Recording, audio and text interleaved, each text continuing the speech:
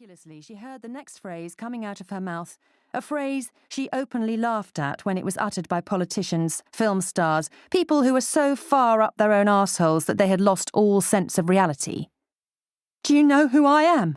she said. Eyebrows looked at her. Baldy's face was like stone. "Yeah, we know who you are. And what you are, too." "I'm warning you," started Annie, and Eyebrows slapped her hard across the face. She flew backward as if shot from a cannon. The stinging pain of the blow was shocking. She tottered unsteadily on her feet and grabbed her face as if checking it was still attached to her head. She couldn't take it in. This fucker had the nerve to hit her. Her! Annie Carter! She drew in a breath. Her eyes were watering. She started to speak again, and Eyebrows came in close and punched her midsection. All the breath went from her in one almighty whoosh of exploding air. She fell to the ground and lay there, unable to breathe, her mind in shock, her body clenched, her stomach a fiery ball of agony. "You bastard! You can't do this! I'm Max Carter's wife! Are you fucking mental?" Her mouth formed the words, but she couldn't speak. She had no breath to speak with. Groaning, face screwed up in pain, she tried to crawl away, thinking, "This can't be happening." Eyebrows kicked her hard in the ribs, and there was a snap, and unbelievable pain rocketed through her as she felt something give. She went face down into the muddy gravel, the rain washing her hair into the dirt, covering her clothes with yellow slime. She was choking, half vomiting with the anguish of it, crawling, trying feebly to get away. It wasn't possible. They were following her, both of them, kicking her in the guts. And in the end, it was easier to just stop moving, to just hope that it would end. It did end, eventually. In this century or the next, she wasn't sure. But not before she'd passed out. Not before she'd prayed for oblivion, even for death, just to make the pain stop.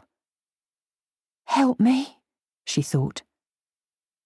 But no one came. Oh yes. It was a bad, bad day. Part 1. Chapter 1.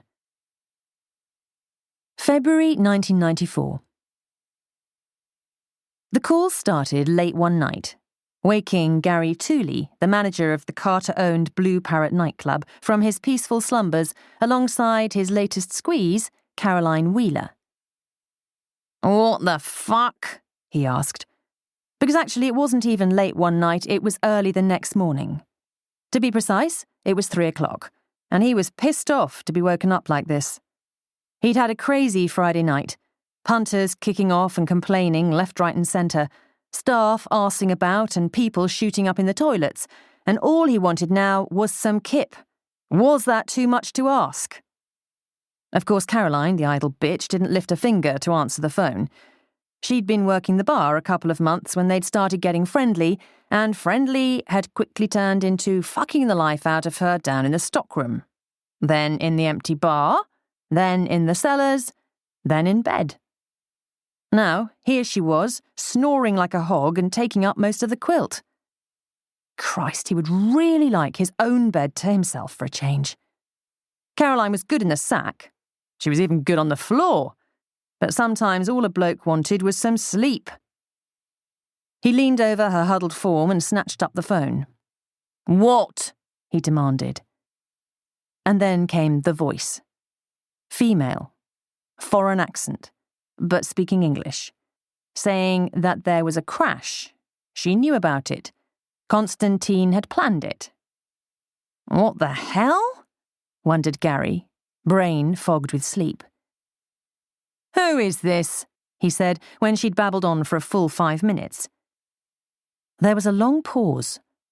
Then a decisive, "I am Gina Barolli." "Okay, right. And why are you phoning me in the middle of the night?" "You work for the Carter family." "I do? Yeah." Gary scrubbed a hand wearily.